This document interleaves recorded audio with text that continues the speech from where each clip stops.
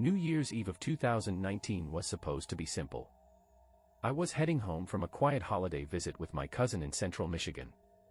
The plan was to make the 4-hour drive back to my apartment, settle in, and maybe watch the fireworks from my window with a glass of wine. The drive was uneventful at first, just me, an audiobook, and miles of empty highway. But as night fell, the weather took a turn. A light snowfall began as I passed through a small, rural town. The kind of place where gas stations and diners are the only signs of life. It was peaceful at first, the flakes swirling under the glow of my headlights.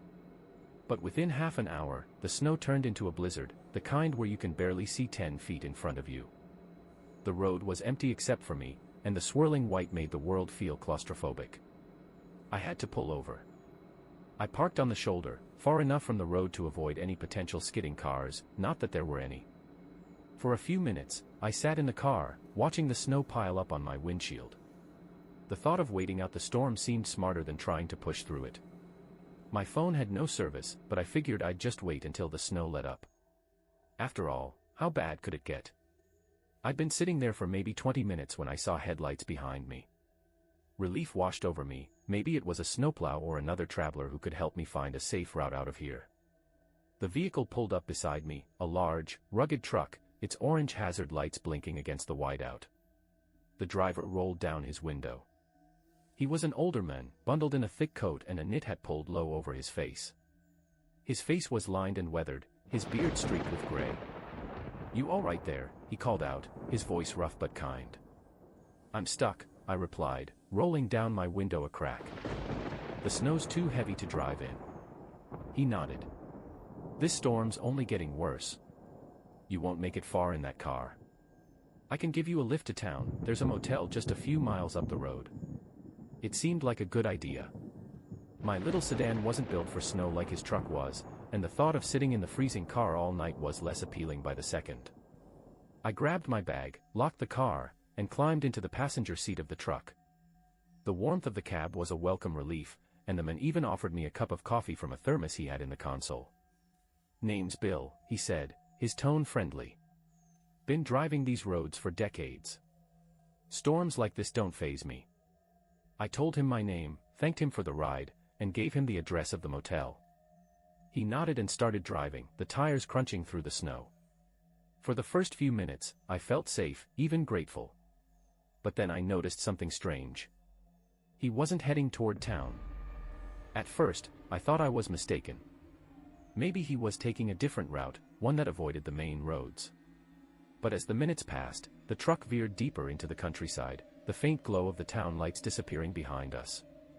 The snow outside seemed to get heavier, muffling everything except the hum of the engine. "Is this the way to the motel?" I asked, trying to keep my voice steady. Bill didn't look at me. "Shortcut," he replied curtly. Something about his tone made my stomach churn. I glanced at the GPS on my phone, but with no service, it was useless.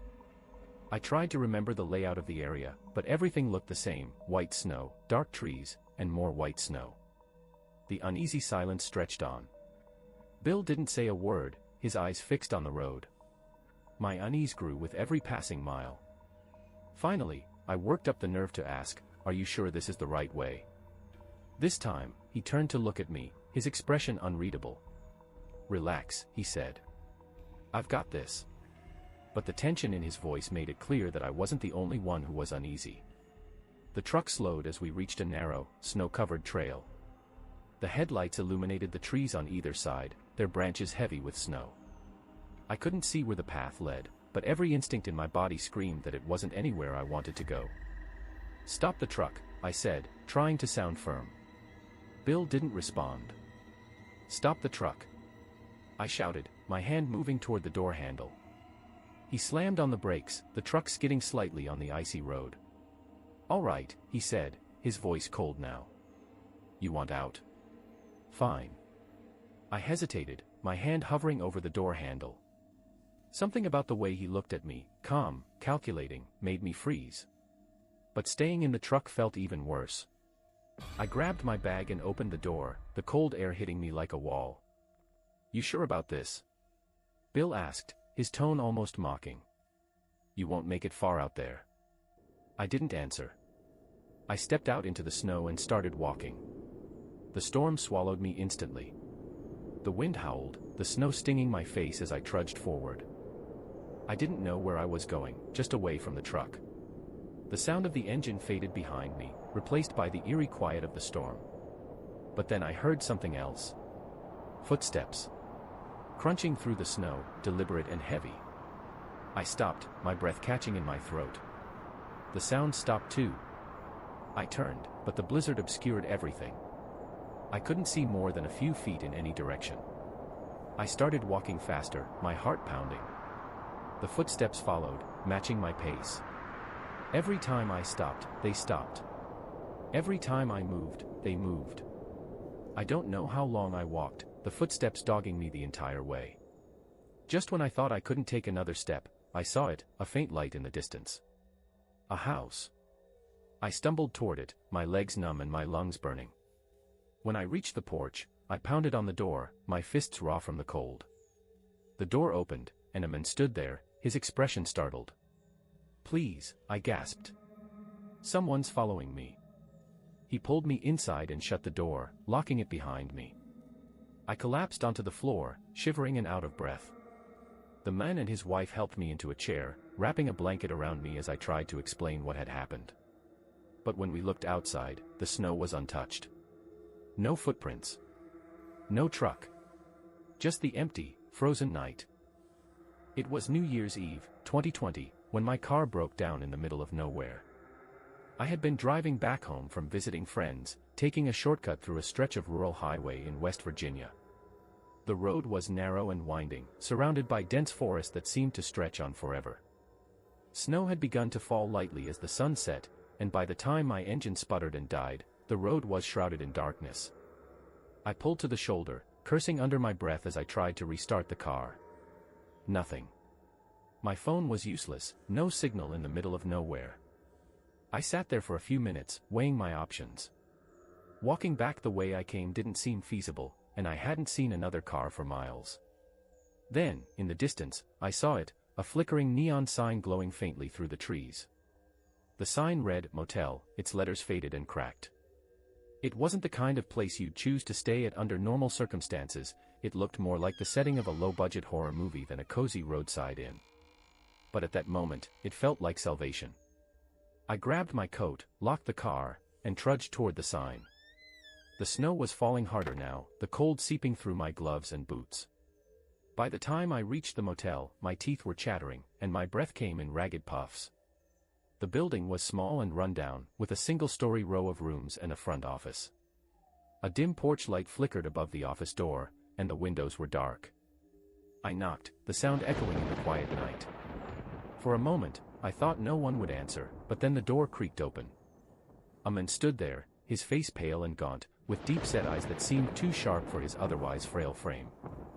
He wore an ill-fitting button-down shirt, and his lips curved into a tight, forced smile. "Need a room?" he asked, his voice hoarse. "Yes," I said, my voice trembling from the cold and unease. "My car broke down." He nodded slowly, as if considering something, then stepped aside to let me in. The office was dimly lit, with a single desk cluttered with papers and an ancient cash register. A small space heater buzzed in the corner, barely warming the room. The man handed me a key without asking for payment or ID. The brass tag attached to it read Room 5. "Second door on the left," he said, his tone flat. "Enjoy your stay." Something about the way he said it made my skin crawl, but I thanked him and headed back out into the snow. Room 5 was just as rundown as the rest of the place, with peeling wallpaper, a sagging bed, and a faint smell of mildew. Still, it was better than freezing in my car. I locked the door behind me and collapsed onto the bed, grateful for the shelter. The heater in the corner rattled weakly, barely making a dent in the icy air. I tried to text a friend, but my phone still had no signal. Exhausted and uneasy, I pulled the scratchy blanket over myself and closed my eyes. But sleep didn't come. It started with the noise, a faint tapping sound, barely audible over the hum of the heater. I thought it might be a tree branch against the window, but when I looked, the window was clear. The tapping continued, rhythmic and deliberate, coming from somewhere outside. I tried to ignore it, telling myself it was just the wind or the creaking of the old building. But then I heard something else. Footsteps. They were slow and heavy, moving along the walkway outside my door. My breath caught in my throat as I listened, my pulse quickening with every step. They stopped just outside my room. For a long moment, there was silence. Then, the doorknob rattled. I froze, too terrified to move. The rattling stopped, replaced by a soft knock. It was so quiet, almost polite, but it sent a wave of dread through me. I wanted to call out, to ask who was there, but my voice wouldn't work. The knock came again, louder this time. Summoning every ounce of courage, I crept toward the door and peered through the peephole. My stomach dropped. There was no one there. I backed away, my heart pounding. The knocking had sounded so real, so close. I checked the lock again, making sure it was secure, then sat on the bed with my back to the wall, clutching the key like a talisman. The heater sputtered and died, plunging the room into an eerie silence. My breath fogged in the frigid air as I tried to calm myself, telling myself it was just my imagination. But then I noticed something. The tapping had started again. This time, it was louder, and it wasn't coming from outside. It was coming from inside the room. My eyes darted around the small space, searching for the source of the sound. It was coming from the closet. I stared at the door, paralyzed with fear. The tapping grew louder, more insistent, as if whatever was inside was trying to get out. The knob turned slightly, then stopped. I couldn't take it anymore. I grabbed my bag and bolted out the door, not caring about the snow or the cold. The parking lot was empty, my footprints the only ones in the fresh snow. I ran to the office, pounding on the door, but no one answered. The light inside was off, and the room looked abandoned. Desperate, I ran back toward the road. My car was still there, its outline barely visible under a layer of snow. I fumbled with the keys, my hands shaking as I unlocked the door and climbed inside. Miraculously, the engine started on the first try. As I pulled back onto the road, I glanced in the rearview mirror. The motel was gone. I don't know what I experienced that night, and I don't care to find out. All I know is that I'll never take a shortcut through the woods again, especially on New Year's Eve. Something about that night wasn't right, and some places are better left forgotten. It was New Year's Eve, 2021, and I was spending it with my girlfriend, Alyssa, at a remote cabin her family owned in the Smoky Mountains. It wasn't the first time I'd been there. Alyssa had invited me the previous summer, and I'd fallen in love with the rustic charm of the place. This time, though, the cabin felt different.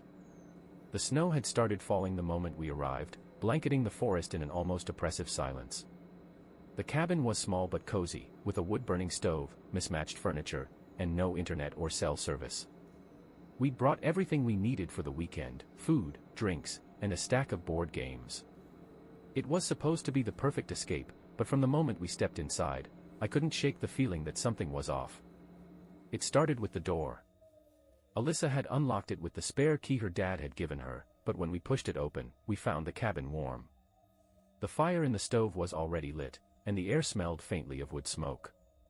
At first, I assumed someone else in her family had been staying there and forgotten to mention it. But Alyssa's brow furrowed. "They said it was empty," she murmured. We shrugged it off and settled in. The first couple of hours were uneventful. We played cards by the fire, sipped hot chocolate, and talked about our plans for the new year. By the time the sun set, the cabin was bathed in the soft glow of candlelight, the snow outside piling higher against the windows. But then, things started to feel wrong. Around 9 p.m., we heard a knock at the door. It was soft, almost hesitant, but in the stillness of the night, it might as well have been a gunshot. Alyssa and I exchanged a look. Who could possibly be out here in the middle of nowhere, in the middle of a snowstorm? "Stay here," I whispered, grabbing the flashlight from the table. I opened the door cautiously, shining the beam into the darkness. Snowflakes swirled in the icy wind, but there was no one there. The snow on the porch was untouched, pristine. "I must have imagined it," I said, shutting the door and locking it. Alyssa didn't look convinced. She stayed close to the fire, her eyes darting to the windows every few minutes. The warmth that had greeted us earlier now felt stifling, almost suffocating.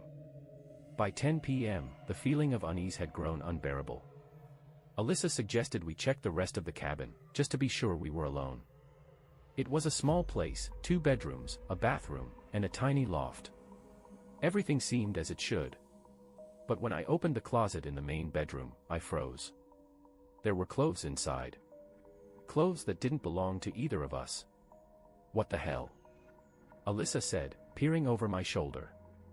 I pulled out a jacket, heavy and lined with fur. It looked old, like something out of the 1950s. A pair of boots sat on the floor of the closet, covered in a fine layer of dust. Alyssa's face went pale. "Those aren't mine," she whispered. "They're not my family's, either." I shut the closet door, trying to convince myself it was nothing. Maybe someone had left them behind years ago. Maybe her family had rented the cabin out and forgotten to tell us. But deep down, I knew that wasn't true. The knock came again. This time, it was louder, more insistent. I grabbed the fire poker and marched to the door, my nerves stretched to the breaking point. Alyssa followed me, clutching her phone like a lifeline, even though it had no signal. I yanked the door open, ready to confront whoever, or whatever, was out there. But again, the porch was empty. Only it wasn't entirely empty. There were footprints in the snow. They led from the forest to the porch, stopping just shy of the door. The prints were deep, as if made by someone wearing heavy boots. But there were no prints leading away. Alyssa pulled me back inside, her hands shaking. "We need to leave," she said, her voice barely above a whisper. I wanted to argue, to tell her it was probably just a prank. But the fear in her eyes mirrored my own. We packed our bags in record time, throwing everything into the car and not bothering to clean up. But when we opened the front door to leave, the footprints were gone. The snow was untouched, smooth, and unbroken, as if no one had ever been there. Alyssa let out a shaky laugh, her breath fogging in the cold air. "Maybe we're just being paranoid," she said. I wanted to believe her. We loaded the car and climbed inside, the heater blasting as I turned the key in the ignition. Nothing happened. The engine wouldn't start. I tried again and again, but the car refused to turn over. The battery was dead, even though it had been fine when we'd arrived. Panic clawed at my chest as I realized we were stranded. "We'll just have to wait until morning," Alyssa said, trying to sound calm. "We can call for help once the sun's up." I nodded, though the thought of staying another night in that cabin made my skin crawl. We locked the doors and huddled together by the fire, every creak of the old wood sending shivers down my spine. The storm outside grew worse, the wind howling like a living thing. I tried to stay awake, but exhaustion eventually took over. When I woke up, Alyssa was gone. Her side of the bed was cold, the blankets tossed aside as if she'd gotten up in a hurry. I called her name, my voice echoing through the empty cabin. There was no answer. The front door was open, snow blowing in across the floor. I grabbed the flashlight and stepped outside, the cold air biting at my skin. Her footprints led away from the cabin, disappearing into the trees. I followed them, the beam of the flashlight cutting through the darkness. The snow was deep, making every step a struggle. I called her name again and again, but the only response was the wail of the wind. The footprints stopped abruptly in the middle of a clearing. There was no sign of her, no footprints leading away, no disturbance in the snow. It was as if she had vanished into thin air. My flashlight flickered and died, plunging me into darkness. And then, from somewhere deep in the forest, I heard it. A knock. It was soft, rhythmic, and impossible. The same knock we'd heard at the cabin door. I turned and ran, stumbling through the snow, the sound of the knock following me with every step. When I reached the cabin, the door was shut. The fire had gone out, and the place was ice cold. I locked myself inside and waited for dawn, too afraid to sleep. Alyssa was never found. I told the police everything, but they didn't believe me. They said the storm had likely disoriented her, that she'd gotten lost in the woods. But I know what I heard. What I saw. And every New Year's Eve, I hear that knock again.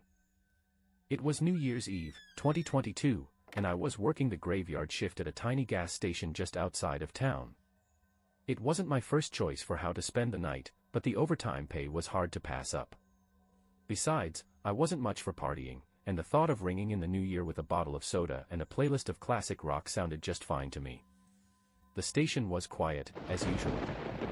The occasional customer came in for a pack of smokes or to top off their tank, but by 10 p.m., the snowstorm rolling through had scared most people off the roads.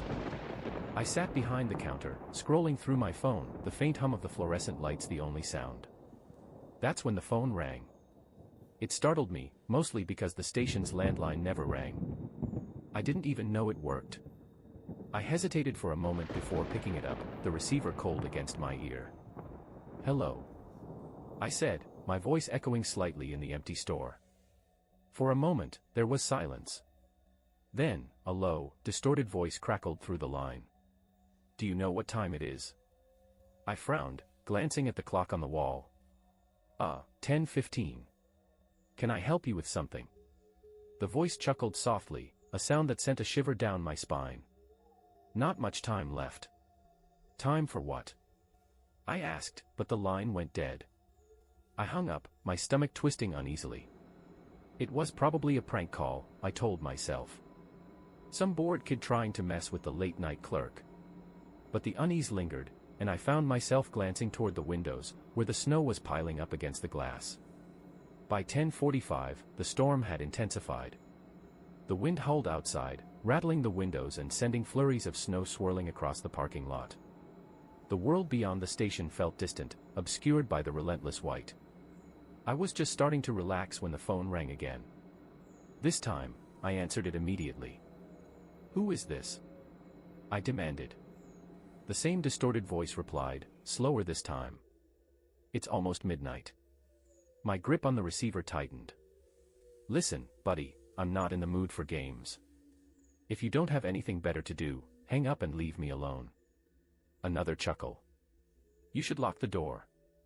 And then, silence. A chill ran down my spine. The door was already locked. I always locked it after dark, company policy, but something about the call made me double-check. I walked to the front entrance, the glass fogged from the heat inside meeting the bitter cold outside. The lock was secure, but as I stared out into the storm, I thought I saw movement. A figure, standing just beyond the reach of the overhead lights. I blinked, my breath fogging up the glass. When I wiped it away, the figure was gone. My pulse quickened as I returned to the counter, my eyes darting toward the windows every few seconds.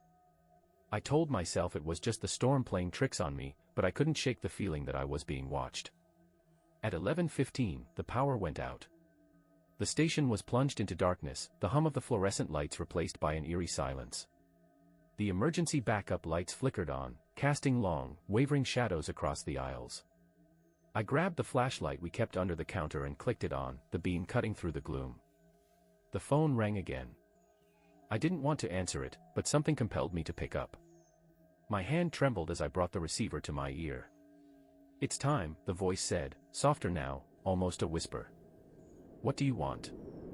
I demanded, my voice cracking. The line went dead again. I slammed the phone down, my heart racing. My mind was a whirlwind of fear and confusion. Was this some kind of elaborate prank? Was someone out there, watching me?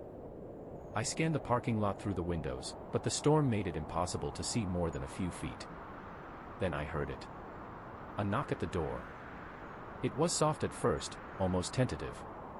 I froze, the flashlight beam shaking in my hand. The knock came again, louder this time, echoing through the empty station. "Who's there?" I called out, my voice trembling. No answer. Just another knock. Summoning my courage, I crept toward the door, the flashlight held like a weapon. The snow outside obscured everything, the world beyond the glass a swirling void. I couldn't see anyone, but the feeling of being watched was suffocating. And then, just as I was about to turn away, the knock came again. But it wasn't at the door this time. It was at the window. I whipped around, the flashlight beam landing on a face pressed against the glass. It was pale, almost colorless, with wide, unblinking eyes and a crooked, toothy grin. The sight of it sent a jolt of terror through me, and I stumbled backward, nearly dropping the flashlight. When I looked again, the face was gone. I locked myself in the supply room, barricading the door with a stack of boxes. My hands were shaking so badly I could barely hold the flashlight. The phone rang again, the sound muffled but relentless. I ignored it, curling into a corner and praying for the storm to end. The knocking started again, this time on the supply room door. It wasn't loud, just a soft, deliberate tapping, as if whoever was on the other side was toying with me. I covered my ears, squeezing my eyes shut, but the sound grew louder, more insistent. The flashlight flickered, casting jagged shadows across the walls. And then, just as suddenly as it had started, it stopped. The silence was deafening. I stayed in the supply room for what felt like hours, too afraid to move. When I finally worked up the courage to open the door, the station was empty. The power was back on, the aisles undisturbed, and the snowstorm had begun to fade. But something was wrong. The clock on the wall read 12:01, but the hands were moving backward. The phone rang one last time, and though every fiber of my being screamed at me not to answer it, I picked up the receiver. "It's done," the voice said. And then, softly, almost as if to itself, "Happy New Year." The line went dead. I quit the gas station the next day, but the memory of that night haunts me still. Every New Year's Eve, I hear it in my dreams, the knock at the door, the pale face at the window, and the voice on the other end of the line. Counting down to something I'll never understand.